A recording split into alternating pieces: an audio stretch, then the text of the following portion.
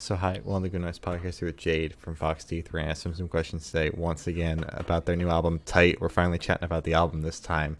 So congrats on that. By the way, how do you feel with the response to the people you've shown it to so far? Because at the time of recording, it is not out yet.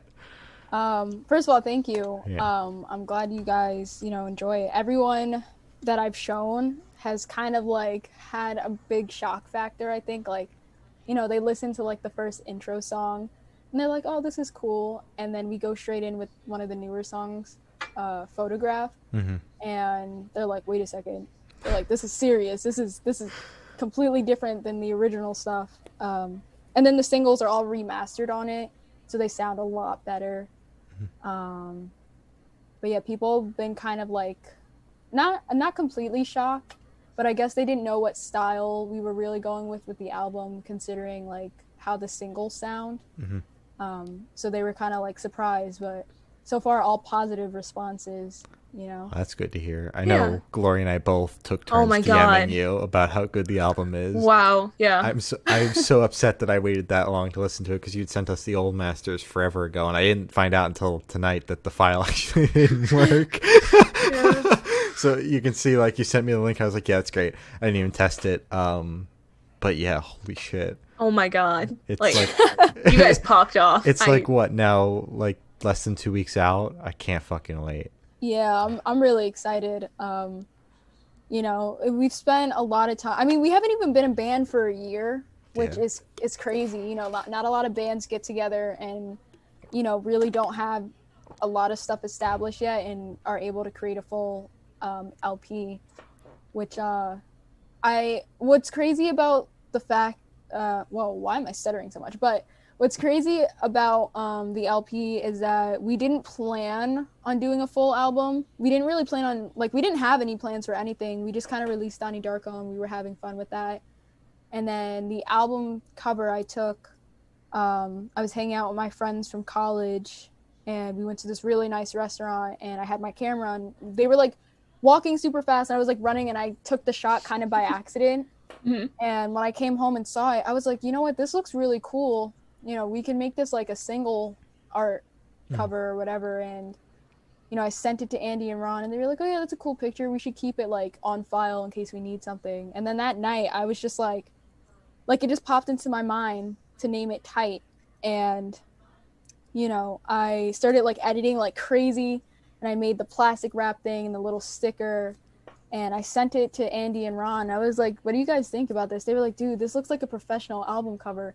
And I was like, yeah, we just need the album to go with it. And they were Yeah. like, all right, well, let's write one then. And then album, Yeah, which is like, you guys Wow. came out of like nowhere, and now you're just Yeah. dropping LP1. yeah, I And mean, it's insane because like I said, it wasn't planned at all. Hmm. We didn't expect Donnie Darko to kind of blow up the way it did. Mhm. Like the fact that it got 1,000 streams in 2 days was Deserved. like, insane. insane. And like we didn't expect it to do like completely poor, but I didn't think it would get past like 300 streams. Mhm. So when I woke up like 2 days after it came out and I saw like all the texts from Andy and Ron, they're like, hey, the song hit over 1K, like what's going on? I was like, why? Why I are was like, people who's listening to listening to this this? shit? Yeah. And then of course, like when No Sleep, when they saw us asked to have it on their playlist and Chris responded to our tweet and was like, this is amazing, people were like really amping us up and like we started gaining a lot more traction. And I think after that was when we were like we'd already started working on the album, but we were like, okay guys, we really need to like get content together and really tighten it up, because we kind of had like plans in the air for different things, but we were like, all right, we really gotta plan and get dates ready.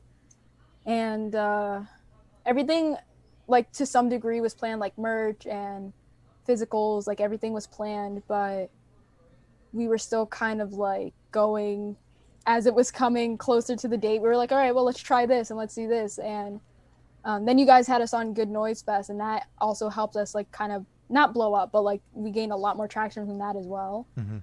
And people have just really been liking the content, and I'm big on like visual content to go with all the music, so I can like sit and make something in one sitting and be able to put it out to just keep the ball rolling, because I don't want to be a band that's like, hey guys, here's our album, all right, we're going on hiatus for now. Like, We're done. I want to put out the album and immediately like jump into the next one. Okay. Yeah. So, like, no I just want to rest. be, like I just No love sleep. to be able to literally no sleep. I don't see. But didn't you say in the last interview, like the last interview we did about whatever single that came out last, you were like, okay, we're gonna drop the album and then we're gonna take a quick like breather. Nap. Yeah. Yeah, well, I did say that, and then because at first I was like kind of stressed with the album, not like with it, but like with getting everything in time. Mm-hmm.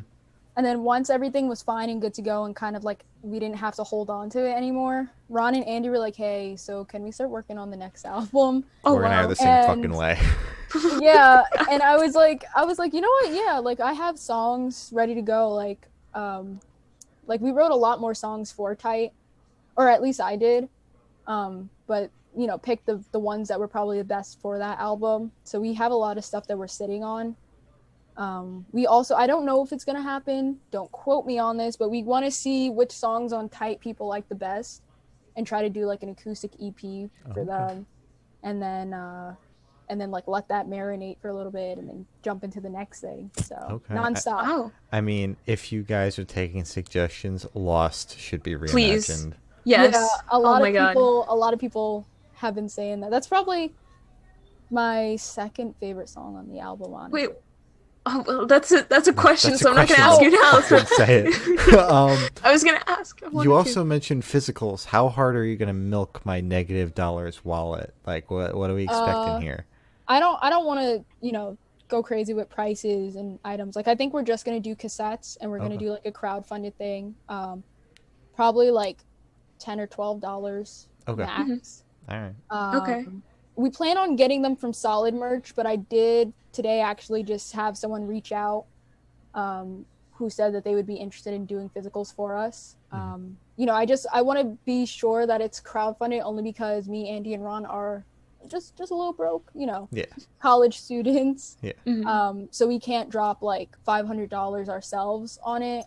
But I don't want to price them in a way where people can't get them. I want them to be priced as low as possible to where people are able to get them and enjoy them. Whoever is making them is able to get paid, and like we can get X amount, because like with all the stuff that we put out, we don't really get a lot of money from it. We kind of just make the prices as low as possible. Then usually whoever's producing it takes the rest of the money. So it's kind of like, but Just we're get the also name not out there. yeah. Like I just want people to be able to enjoy it. I'm not sitting here like, all right, I want $1 million, Yeah. Just have That'd be fun right nice, now. though. It'd be nice. Yeah. I was going to say, like, it's nice to get paid. It's nice when people like go on Bandcamp and give us a few extra bucks. But I really just want people to be able to enjoy it, and for it to be accessible for everyone, because like I know what it feels like to be like when I was in high school and bands would release stuff and they'd be like, all right, well, this vinyl is going to be $80. I was like, Yeah. I don't have $80. Yeah, I don't even have $1 for candy. Like, Yeah. but Yeah. I totally get that. So I don't want to be that band that's like, charging crazy amounts for something that honestly, it does not need to be that high priced. Yeah, we're not trying to pull like a boomer band here, because I was looking at, Yeah. for some reason, I was looking at the AC/DC pre-orders for What are their you new doing album. over there? I don't know what I was doing, and dude, it's expensive. Are you lost? Yes, I'm lost. Dude, Went to a whole lost different direction by with that one. Fox Teeth. Oh Lost by Fox no! Teeth. But yeah, I don't know why the fuck the CD was $50. Yeah, $50? That's a the- lot for a CD. Yeah, the deluxe edition CD or whatever with like the speaker box and shit was $50. My God. my God. You could literally make CDs. You can go to Staples, get a giant stack of CDs for less than $10 and make them at home and sell them for $1. Like it's so simple. Yeah. Yeah. Yeah. Wait, so you only said cassettes. Would you not be making CDs? Ron wants to do a few CDs. I've just never done like wide scale things with CDs. Like the last Fox Thief EP, or not even the last one, the first one, which is like buried on Bandcamp now. But I put that on CDs myself, and I made like 25 of them. Just sat and burned a few of them. So maybe we'll do something like that where we kind of like ship them out ourselves. Yeah. Or have a place that could actually print like the front of it and everything. Because if we do have CDs, I really want them to just be the orange Tite sticker for the decal. Yeah. Oh my God, that'd be so sick. Yeah. But we thought about it because, like I said, Ron is a little bit older than us. So I know that it's like CDs. He really enjoys those. And he's not much older than us. I said that like he was like an old Make man. him He's sound not. like he's 50. Ron, if you're listening, you're not an old man. I Or didn't is say he? it that way. He's like an old dude in disguise. No, Oh my god. Takes off the Um, mask. Yeah, I know. It's like take off the mask. It's like just wrinkle. Oh god. No, but CDs are like super simple to make, even if we weren't like doing like large scale production for them. Like I said, like I could sit at home and make them. I have friends who are able to make like high quality ones. So, I think CDs are probably gonna happen. But because cassettes are like, I think they're a little bit cooler. Like I want to get those first, especially because they're gonna be produced from an outside company. Yeah. All right. So- Not Okay, gonna sit there with makes a sense. tape deck, like press and record. Yeah. Oh, trust me, I've tried. I tried to do Oh. it before the album came out, and when I played the tape, it sounded like Alvin and the Chipmunks. Oh It was no. really bad. Oh, It like God. completely sped it all up because the quality is just, like attaching a laptop to a tape recorder from 1987. Yeah. It doesn't mix well. It Yeah. literally sounds like not just Alvin and the Chipmunks, but the Oompa Loompas from the Oh my god. Both mixed Wow. together. And they're it's their split album. Wow, you'll have to The see. You split should sell album, it. but they did it together. Like all the tracks are together. Oh my god. You should sell it as like a first edition. Oh my god. Lost. Test pressing. Exact press. test pressing. Oh my god. Oh, that'd be so bad. No, it sounds so bad. Like I really tried to do it with older Foxy songs, and then I tried to do it when Donnie Darko came out because I was like, well, the quality is better. It doesn't help at all. Yeah, that's So, fair. But That's thankfully, fair. like Solid Merch, they're pretty reliable. Like they did Paramore's Oh. cassettes for their self-titled and or not for their self-titled. I think they did it just for After Laughter. Mhm. But they're pretty reliable, and like for us to get like 25, it's like $225 or something like that. And technically like brings the price down to like $5 for production and then X amount for shipping and this and that. Like it's not that expensive for us to try to do, like, especially if we're crowdfunding it, or if we end up paying that ourselves. But Yeah. they're a reliable company. Yeah. All right. All right. Looking forward to all the stuff you do. It's really exciting. Yeah. So you mentioned the first Fox Teeth EP. So what was your writing process like for this album, and how has it changed since that EP? Oh God, that first EP, it's honestly so bad that I deleted. I didn't delete it from Bandcamp. I just made it private so that people can't see it. Like if people bought it, so a few people do have it. I know Will, Plague Skater, Wanna make he Will send has it to a us. physical version of it. So A physical version? Yeah. I gave him the last remaining physical CD. The only other people who have that are random people I met at concerts, and ironically, I gave one to Colin Walsh of Grayscale. Nice. Oh. I really hope he threw it out or like lost it because it's so bad. I really hope he didn't get to listen to it. We should add him on Twitter and ask him if he still We has should. it. Oh my yeah, God. yeah. No, I would cry. If he still had it, I would be like, please, I will pay you anything to throw it out. Because it's so like, it's like, I was 17 and I did all of it on GarageBand myself, and like I played all the instruments myself, and there's not even bass in the songs. So it's literally like guitar, drums, and like vocals. I will say though, voicemail was originally on it, and it sounds a lot different. I could actually send the original version of voicemail to you guys, like You email said you were it. gonna send all Yeah. the old stuff last time we chatted. Oh, You I never did? Yeah. Oh my God, I'm so sorry. That was No, one it's thing I was okay. like, I'm not gonna harass them about it. I want the album. I don't need the old stuff. They don't want Yeah, to send yeah. it No, over. no, I'll definitely send it. I just forgot, like, yeah, no, I'm so embarrassed of it that, like, any mentioning of it slips my mind within an hour of talking about it. Yeah. But I will send it to you guys because I do still have, I hope I still have the files for it, but I definitely have at least voicemail, Oh. which sounded disgusting. Like, my voice cracked in it, and I left it in. It was so bad. Oh. But the writing style for that was just kind of me, like, sitting with my guitar and just writing a bunch of, like, random songs, And with Tite, obviously that was full band, so big difference there already. And, I wrote a lot of the lyrics beforehand and then kind of, like, worked with the guitar. I started playing in a custom tuning.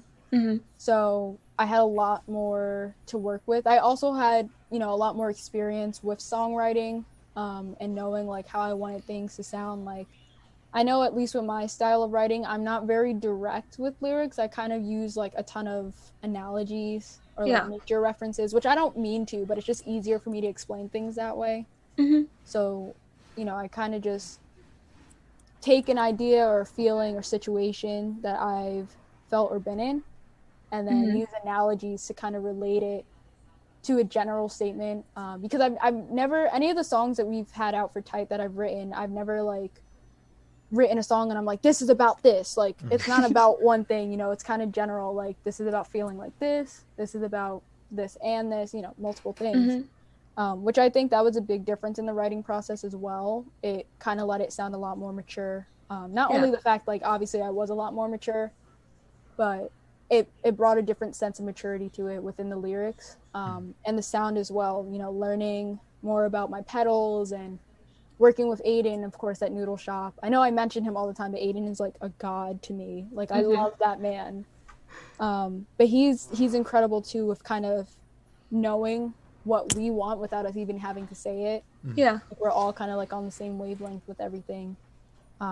So just being able to work with him and have a studio produced album made it a big difference from the first EP. And obviously, not to mention, like I said, it's full band, so like Andy and Ron, they're incredible. And for them to be able to hear like something I write and they're like, okay, well, I think I could add this, and they add something and it's like insanely good, like beyond words can describe. It's great because we just kind of like, we mix together, and we're able to create something we're all proud of and that we all enjoy. Like, I'm not even gonna lie, when we first were recording the stuff for Tite, I was like, listen, once we put this out, I'm not gonna listen to it, because for one, like, I don't even listen to the singles because I just feel awkward about it. But when we got the masters back for Tite and I listened to them, I was like, oh my god, like, I'm gonna have my own playlist because this is kind of bumping. Like, it's kind of good. Should. Just kind of, yeah. This one's going on the driving playlist for sure. Yeah, definitely. Like, I feel like these songs, like, I enjoy them a lot more, to the point where it's like, I still feel kind of weird, like, listening to my own stuff because I'm like hearing my own voice. I get that, yeah. But I'm proud of it a lot more than the original stuff. So, I'm glad I'm able to listen to it and put it out for other people to listen to. Oh, yeah. All right. Wonderful. So what song on this album took the longest to write, and then you did almost say what your favorite track was before Glory cut you off, but I want to hear what your favorite track is. Well, the song I think that took the longest, well, my throat is like super dry, but it's okay. Yellow Houses, only because I started that a year ago. I've said it before, like when we did the interview about it, that it did take technically a year to write, because I wrote the first 2 lines and hung it up, never came back to it, and then one day, in this past May, I just kind of went back to it and added a lot more. So that, at least lyric wise, that took the longest. I don't know, all the other songs were kind of like I sat and recorded demo versions of just me and my guitar and sent it to the guys, and they immediately knew what they wanted. So I would say probably just Yellow Houses, just because it's literally just because of the lyrics, because they took forever to write, because I literally started this song 17 in high school, and then 18-year-old me was like, you know what, let's go back to this and let's like put it on blast, but actually make the rest of the lyrics good. So all right, yeah, solid. And your favorite? My favorite, so all of us have actually said the same song without knowing, but it's Photograph. Taste. Which Taste. Sorry, it's your song. But Photograph, I think it's my favorite, not only because that's actually the first band, well, not the first band, that is the first song we wrote together as a band, but the way that the guitar switches up in it, it's kind of like the most complex song we have, because there's like no set thing, like there's no chorus, there's no part that repeats, there's literally just guitar for like half of the song. And I don't really know why I did that. I just kind of like found this tuning, like an old friend had showed me it, and I started playing around with different things on it, and I came up with that weird cap thing in the beginning. And I was like, oh, that sounds cool. You know, I should show Andy and Ron. And I showed them before our very first show. And they were like, hey, like, we should try to write something and, like, you know, put it together and play it for the show. So I had the lyrics, and they've adapted a lot more. Like, it had an entire extra verse, but the song was way too long. Yeah. So we kind of, like, played it different ways. We played it live twice at shows, and they sounded different both times. And then when we took it to the studio, we knew what we wanted to do, and we added in a lot of stuff. Actually, now that I think about it, Photograph might have been the longest song in the studio that we did, because I know we finished it and we were like, something else is missing. We couldn't figure it out, and we were like, maybe we just shouldn't include this song. Then Andy was like, you know what, I got it. I'm going to get some acoustic percussion stuff, go in the studio, and just go ham over the drums. And I was like, all right, you know, if it works, it works. And we were all there at the studio that day that he brought it. And he had this, like, little shaker. I don't know the right name for it, but it's, like, the wooden one with the handle, and it has, like, the beads. Yeah, the maraca? It's not a maraca, actually. It's, like, flat like this, but the beads are, like, wrapped around the outside, and you, like, twist it, and it makes a noise. I don't know what it's called. I've never heard of that. I never But heard of it either. it's the coolest sounding thing, because he does it. It basically sounds like a maraca, but more heavy. And it was like, and he was doing that. And he came up with, like, this little thing to go over his drums. And I was like, Andy, that's it. I was like, that's what we needed in the song. And when it got mastered and we heard it back, the volume levels were, like, perfect for everything. And like, it's hidden in the song a little bit if you're not paying attention to it, but once you, like, think about it, you can hear, like, he had these two little sticks, the claves. He was, you know, claves, I don't know, I'm horrible with percussion names, but, you know, he was, like, in there, like, going in with them, and with that thing, I really don't know whatever it is. Yeah, but it was amazing. And that brought the song together. But I think that's why Andy likes it a lot, because there's a lot of percussion that goes along with it. And then Ron is just, like, the bass is, like, insane in it too, you know. I said to him, I was like, Ron, just go crazy. He was like, all right. And he wrote that little melody. Actually, I think he wrote that the first time we played, but then kind of cleaned it up when we recorded it. So we kind of kept that, you know, as the original thing to it. And he said, you know, that song has a lot of energy to it too, which is why we also kept it in the beginning of the album, because it's like, you know, the last few songs we've had out are kind of sad and, like, simple. And then we were like, okay, well, we really got to get people amped on this album. So, you know, when they're listening to it, and hopefully, like, they're listening in order, but you know, you get that intro track, which is, like, really mellow. And then it jumps into Photograph, and it's, like, fast paced, and there's a lot going on. And I get to scream at the end, which I love. Any song I get to scream, and I love, which is why Lost is my second favorite. It's all screaming. So it's great. Yeah. Yeah. All right. So speaking of Lost, why does it go so hard? Like, what's up with that? I think it goes so hard, honestly, because it doesn't sound like a sad song, because I sound, like, really angry. I actually wrote that with my friend Danny. He used to be in Foxy. It used to be, like, an acoustic duo. But he was in it, and we found this lost dog, hence the name Lost. But I had also, at the time of writing that last year, I had, like, just recently lost my dog. So, you know, I was, like, really upset about it still. And we started writing this song about finding this dog and, like, looking for his owner. And I had the melody, and I still actually have the first recording of it. It's me and Danny singing it together, completely acoustic.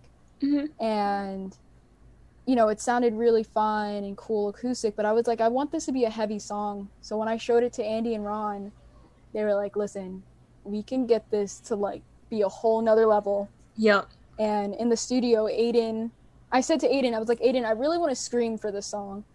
I was like, I don't know how it's going to sound. I've never really done anything like this, because Lost was, like, one of the first songs we started recording for Tite.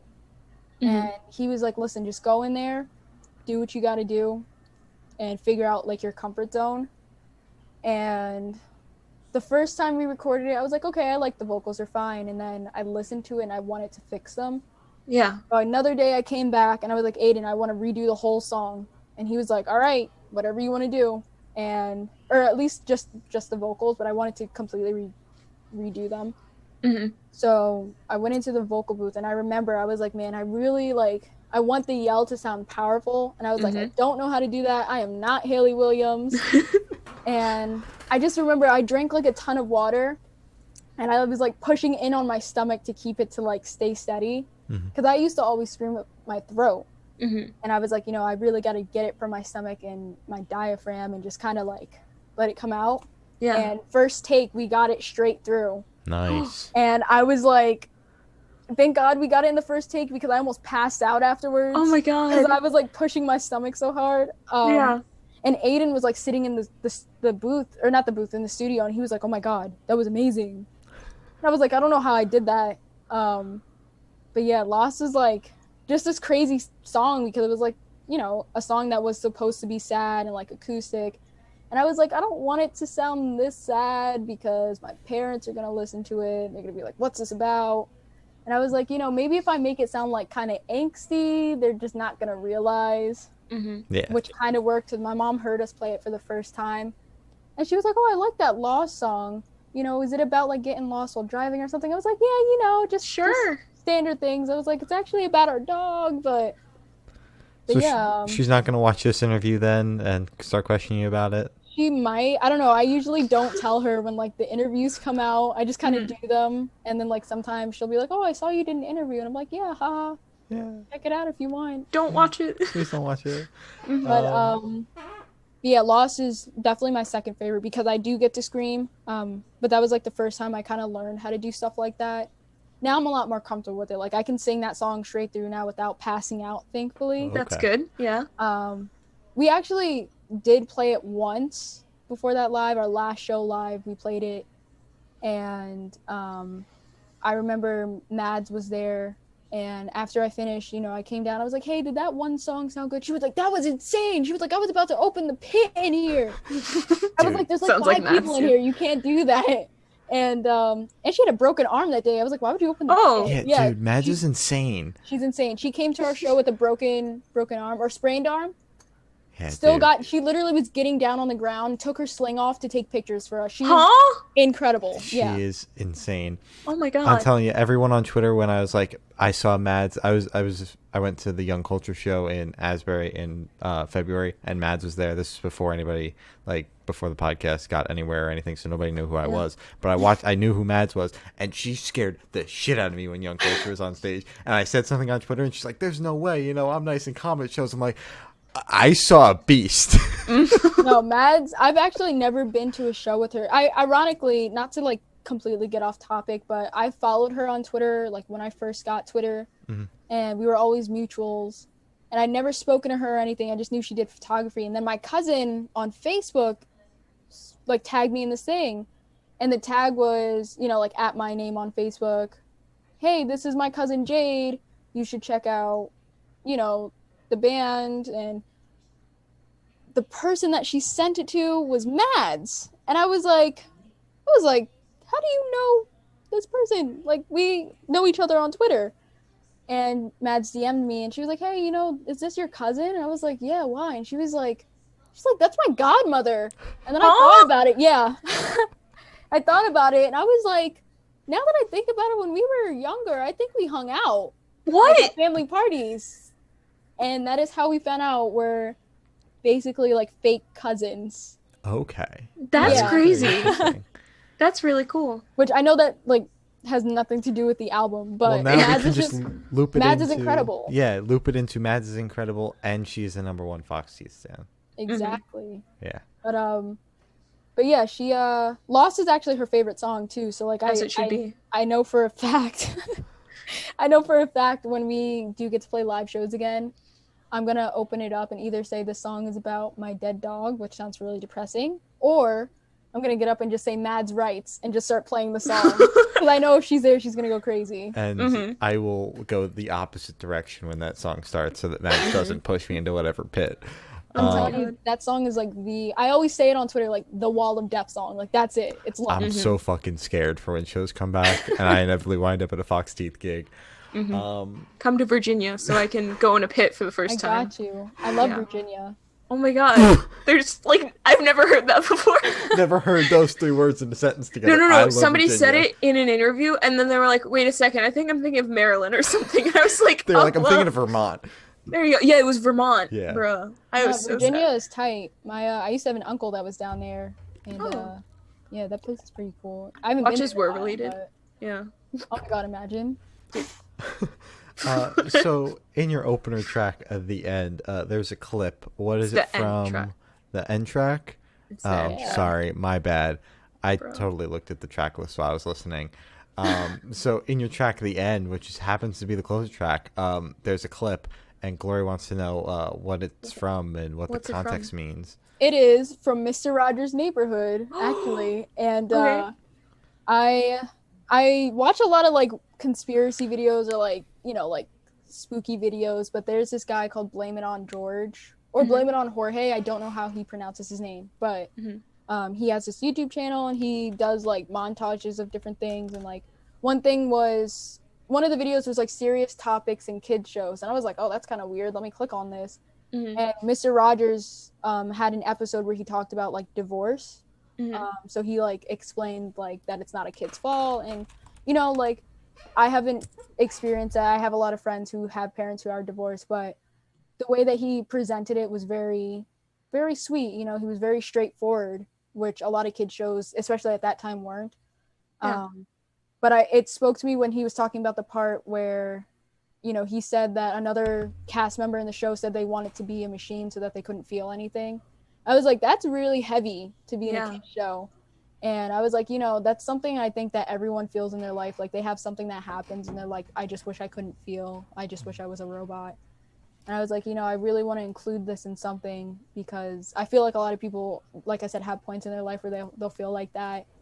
So I was like, all right, well, I'll take this snippet and put it in. And what definitely made me do it is because it's Mr. Rogers, and not only like I love him, but my guitar instructor from high school, one of my favorite people in the world, he loves Mr. Rogers. So I was like, okay, well, I want to do something that kind of like, is like an ode to him.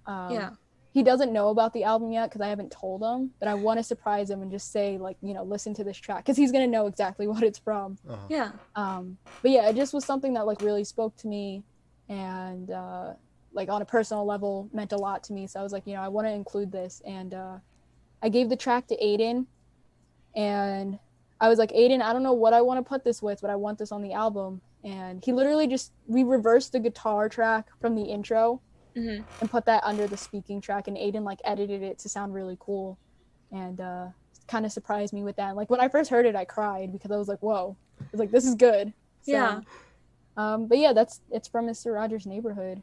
All right. Sick. That's really cool. Yeah, I just wanted to ask because I listened to it and I was like, this sounds familiar, but I can't place it. So that's a really good touch. I have to say that. I think on like all of our albums, I want to have something like that.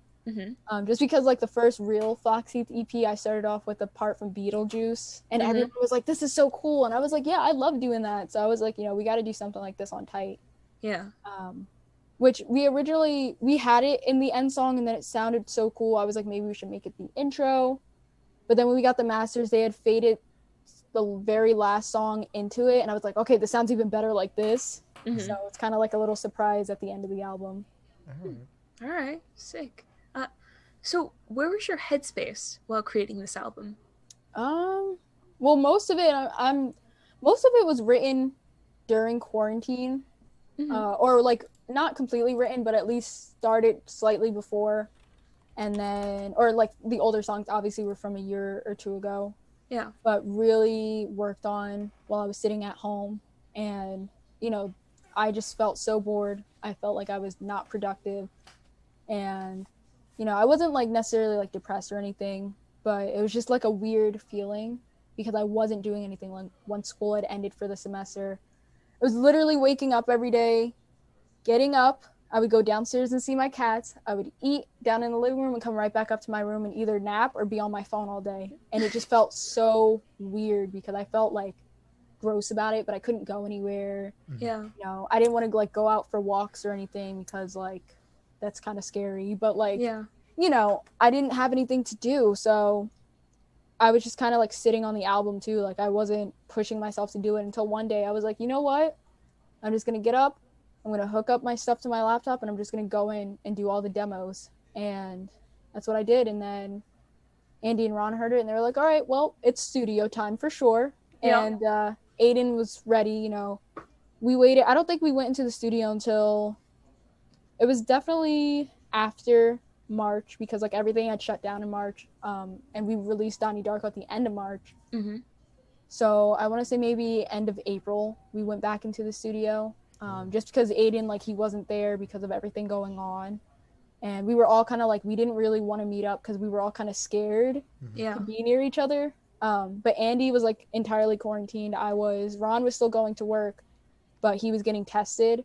So we were like, okay, well, let's meet up at separate times. So we're not really near each other. Or if we did meet up, we try to be like separated as much as possible.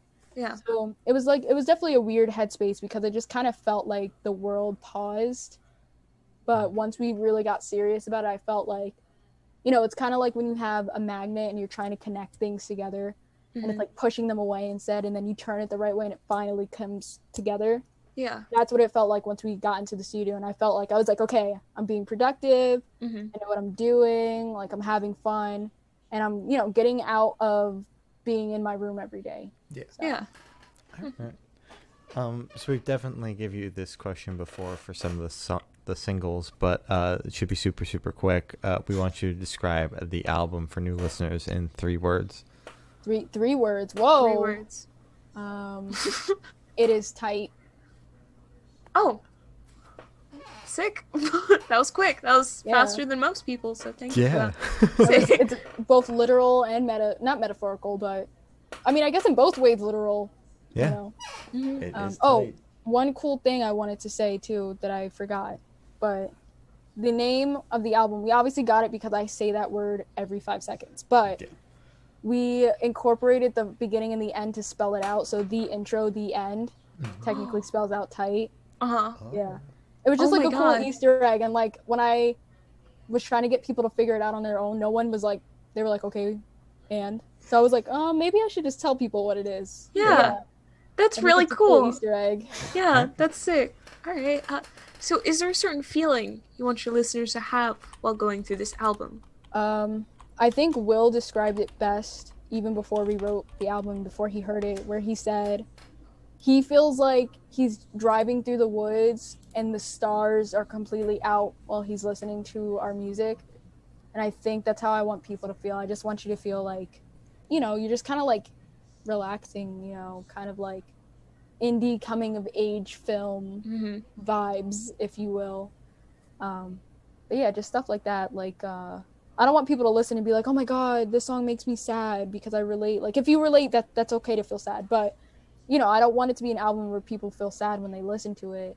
I want them to hear it and be like, wow, you know, I want to cruise to this playing with my windows down, basically. Yeah. All right. I like that. So what band or artist influences do you think you can hear on this besides Now? Well, you took the words out of my mouth. Yeah. Because they're definitely, at least my biggest influences. Like, when we're recording stuff, I'm like, Aiden, like, we got to get the Now vibes. Not only because there's a Now cover on the song, or on the album, but just because I love them. But also, I'd say movements, especially like in Donnie Darko. I was listening to a lot of movements. Phoebe Bridgers, a little bit of Julian Baker. Who else? I think those are probably the main ones. I honestly, I want to say Code Orange, which I've said it before that's like completely the opposite side of our music style. But especially with Lost, I was listening to a lot of Code Orange. There's even a part like right before the double pedal comes in, I was in the studio and I straight up just made like a really loud screaming noise and we put it in, but we made it really low because I was embarrassed, but we kept that in because I was like, man, I want to go full Code Orange on this song. I want to be like Reba Myers. Obviously, I can't do that, but those are probably the top ones for me at least. And also Law Dispute. And Lilac Queen. Surprisingly. Well, of course. Taste. For Sad Song, I got very inspired while listening to Lilac Queen and kind of sat and wrote that. So yeah, those are our top ones. Okay. Sick. Yeah. So, how did you choose the track list for this album? Did you kind of like, nitpick the entire thing, or did you just kind of shuffle it and be like, oh, hey, that looks fine, I guess? Honestly, I picked it just because like I was like very specific about it, and we kind of didn't have a set idea for it, but I was like, photograph needs to be first, like that has to be 1st. Mm-hmm. And then I kind of thought of which guitar I used for recording each song, because I used 2 different guitars. Yeah. So I was like, I want to try to group everything with my white guitar, Shreddy Krueger, together, and then my other guitar, Excalibur. I have the worst names for guitars. I love them. I love them. I wanted to group those songs together so that the tones were similar, so that it's not like I didn't want it to be like sad song and then Lost, Mm-hmm. because like those don't sound the same. Like, you have this really mellow thing and then me screaming for 3 minutes. So Yeah. I was like, we got to have it kind of smooth in together. And I think the way that we set it up ended up working out pretty well. I think it flows together. Mm-hmm. All right. It really does, yeah. So I know the album isn't even out yet, but I have to ask, because I've asked you this every single time. Any new projects in the works? What can you tell us? I could say the 3 of us are in another band called God Lost Continent, which also includes Aiden, our producer. He's the bassist in that band. We've been working on a few different things, just kind of having fun. Me, on my own, I don't know. I haven't really been doing anything serious. Like, I've been playing kind of like neo soul stuff on my own, but not to release, just kind of having fun with it. Mm-hmm. I did want to do a 100 Gex cover on my own too, or with Aiden actually. Oh. But I got kind of anxious because like when a lot of people on Twitter did one, I didn't want to seem like I was copying them. So I was like, oh, I'll wait on that for a little bit. We'll see how that goes. That, and for some reason they all got flamed for it. Yeah, what? Yeah. Which, whoever, if you guys are listening to this and you guys were part of that, I think it was amazing, because you guys put effort into it. You had fun with it. That's literally the point of music, to have fun and to care about it. And you guys weren't like trying to be 100 Gex or trying to be some crazy band. Like, you guys were just doing it for fun. Yeah. And that's what makes it so sick. Yeah. Period. Yeah. I bought it. I still haven't listened to it, though. I got to get around to that, because it dropped. I was like, I got to buy this, but I don't know when I'm going to listen to it, because it is 100 Gex. So you got to get your Gek on, gotta get the Gek on. Just your Gek on. The DIY Gek on. Yeah. So that is all the questions we have for you today. Is there anything that you would like to plug? I do want to say, still on Bandcamp, Yellow House is the single. If it's purchased, we're still donating that money to House of Gigi. I think that's probably the main thing I want to say. Yeah, we're still donating that money. And also, well, this will be out after Tite came out. So if you do go on Bandcamp and choose to purchase the album itself, that'll help us to be able to like create physicals or even just fun future songs. And obviously when shows come back, like funding anything like that. And also, depending on when this comes out, it's hard to predict, but we are or have done a live stream for the album that was pre-recorded. So if you guys get a chance to see that or have seen it, thank you so much, because be there. we sat out in the freezing cold to film it. So Oh. we really hope it's enjoyed, even though, it's like a very sad camera, but still. All right. But yeah, I think that's it. I taught Jade how to stream to Twitch for this, so please tune in if this is going out after, so I hope you did tune in. Yeah. Well, thank you for now, though. It's always a pleasure having you on. This has been Jade from Fox Teeth, and we're the Good Noise Podcast.